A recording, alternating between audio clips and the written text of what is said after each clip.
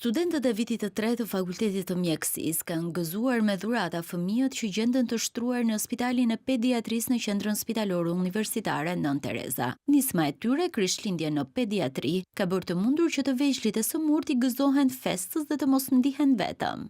Kjo si ide lindi disa vite më parë, për shkak se një vëlla ka qenë shtruar në pavilionin e pediatrisë dhe studentët asë kohë kanë organizuar një nismë të tillë për festat e fundvitit. Ka qenë një gjë shumë emocionuese për faktin se ishte një periudhë gjatë që një vëlla ishte shtruar dhe momentin që studentët e erdhën sollën lodra me rastin e festave, na preku si gjë.